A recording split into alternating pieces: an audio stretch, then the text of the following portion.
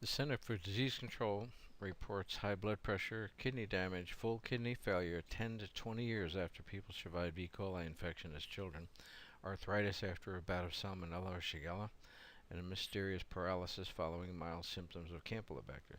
So you really can't say if you've made somebody sick or not, because it could be 10 or 20 years before those people would find out. Some people that are like old before their time, and you wonder what happened to them. They're 60 and they look like they're 90. Maybe this is the issue. The only person actually that I know that never made anybody sick was me in my operations, and that's because I was a hospital food service director. So they were sick already. I might have killed them, but I did not make them sick. Back when I was getting started teaching food safety in Las Vegas, where I live, the people, the risk management people say, well, we've been doing it this way for all the years, and chef takes care of that, and well, it always worked. Why doesn't it work now? Well, A, it didn't always work, and B, life has changed. For example, 80% of our food now comes from outside of the United States, and other than meat and poultry, only 20% of that is federally inspected. Why? We just haven't decided to put enough money into having enough inspectors to do that.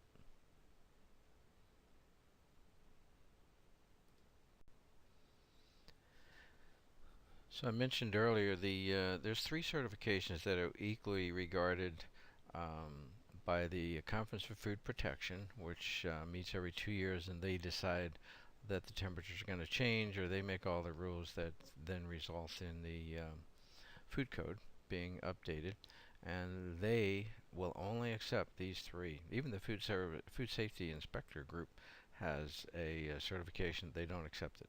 These are the only three that are nationally accepted, meaning by local health departments, and those would be ServSafe from the NRA, National Registry, and Prometric.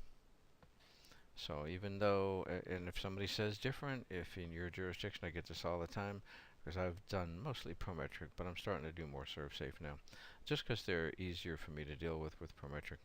And people say, well, they'll only accept this one, and I send them the note that says, nope, they'll accept them all, because ServSafe just does a good marketing job. But the three of them are equal. You might like one test more than the other, and that's fine.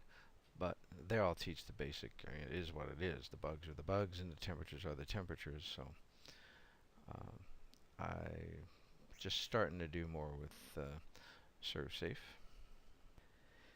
Our focus for this class is going to be proper food handling and processing, time and temperature relationships like 165 for 15 seconds, general housekeeping, proper sanitation practices, causes of foodborne illness, and how to prevent foodborne illness.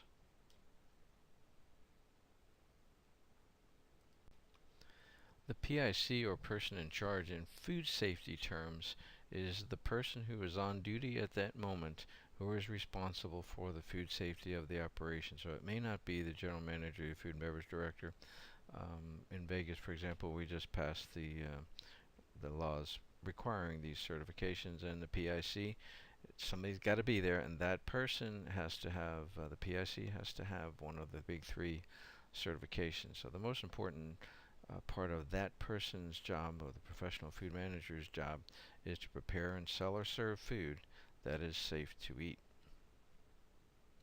Unlike Peanut Corporation of America, which shopped labs until they got a negative for salmonella, and then they sent the product out, and finally that didn't work so good, and they're now out of business, and a bunch of people died, and the president knew and told them. They got the email and said, well, we didn't have a problem before, so go ahead and send the product out with salmonella in it, and one time it didn't work. As I tell the people in my classes, it's one thing to pass the test, so I can just do everything I can to help you be the most prepared for the test, and so you pass the test, right? But if you don't understand this stuff, then the health department's going to ask you, well, this, that, and the other thing. So here's the things that you need to be able to explain to the health department. So not just I passed the test and there's my certificate, but did you learn anything? So you need to be able to identify how personal hygiene of food handlers can prevent foodborne illness by your being clean, which means not only washing your hands but also having clean uniforms on. You need to be able to describe the symptoms associated with the disease transmitted through the food. So why? Because only then can, if somebody comes up to you and says, hey, I ate here a couple of days ago and I was so sick and here was my symptoms, and you could relate that to the food you served. Need to be able to explain the hazards involved in consuming raw or undercooked meat or poultry. So the health inspector might ask you, so what happens if you don't cook that chicken to 165? What could happen to the customer? And you need to be able to tell them. State required food temperatures and time. So we have our standardized for the 3 tests and for the food code, 41 to 135 as an example. But you also need to know what your local or what your corporate requirements are. And you need to be able to describe how to prevent foodborne illness. So what is it that you guys can do here that can prevent foodborne illness? Well, we can have everybody clean and wash their hands, clean and sanitize cutting boards, keep the temperatures, the food up to the proper temperatures and things like that. So the PIC needs to be able to do all that. PIC needs to coordinate training. As I've met people from major chains, and I say, well, as you're doing your food safety training, and they say, no, we don't do that. No, you're not understanding me. I'm saying when you do your food safety training, no, we don't do that. The only training we have is the POS system on the computer and the special of the day, and that's about it. And somebody goes to a ServSafe class once every 5 years, and that's about it. So you need to do better than that. If we did better than that, we wouldn't have all those people getting sick every year. So you need to coordinate the training. It needs to be an ongoing thing every day. We need to explain the procedures for cleaning and sanitizing utensils and surfaces. Don't assume that people know, especially new people that just came in, that they know how to properly clean and sanitize and why they're doing it. So you need to explain that to them. Need to describe how hand washing affects foodborne illness. So you need to be able to tell those, especially the new people, but the old people too. Well, here's what happens if you don't wash your hands, or if you see somebody and they're starting to work and they just came from outside the area, maybe from the bathroom, and you jump in there and say, okay, now what do you think is going to happen? That you didn't wash your hands, or I saw you over there dealing with a hamburger. Now you're going over to work on chicken. What do you think is going to happen? Tell me what you think the problem with that is, so they actually understand it. Maintain clean conditions and repairs.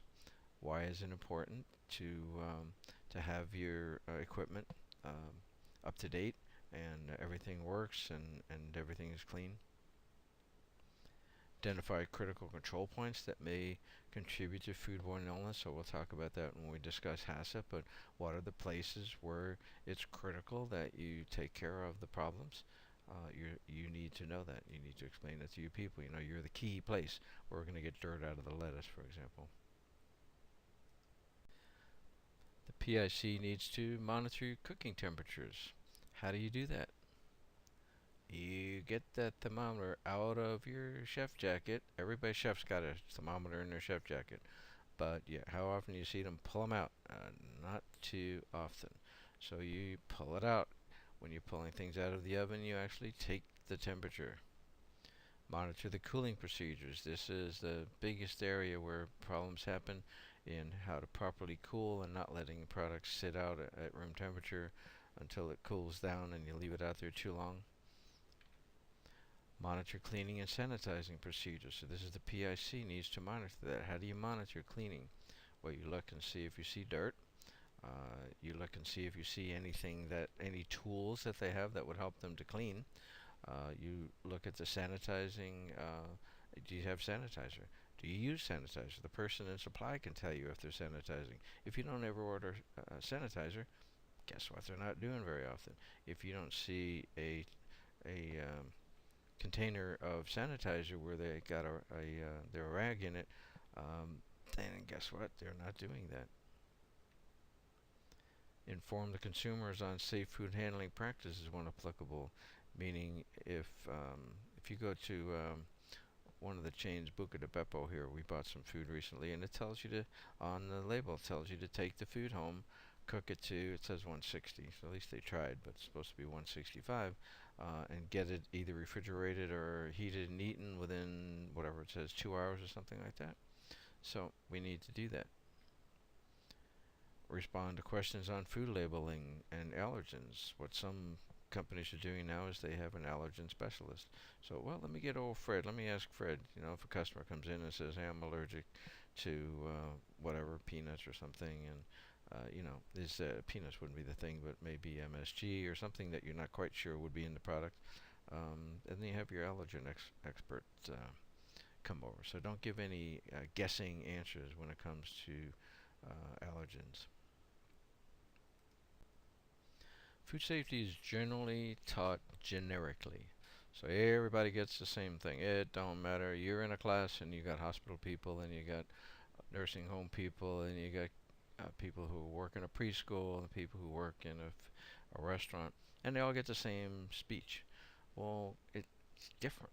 If your clients include a concentration of highly susceptible people, you need to ramp up your food safety efforts or you could kill them. Why? Because they have different levels of immunity. So the little kids haven't built theirs up.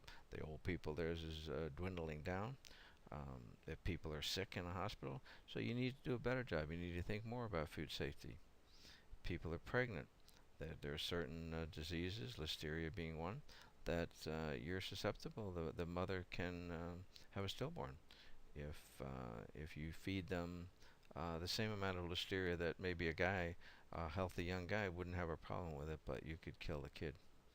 If they're elderly, if they're very young kids, don't have an immune system built up yet, if they have a weak immune system due to a disease or a medication, if you're in an AIDS hospital or an area that has a lot of people with AIDS, in your restaurant there, you don't want to kill off your clientele, you need to ramp up your food safety effort. The risk factors most frequently contributing to foodborne illness would be these 5 in order: poor personal hygiene, hand washing, dirty uniforms, improper holding temperatures, inadequate cooking temperatures, contaminated equipment, and food from unsafe sources. Those are the top 5 contributors to foodborne illness.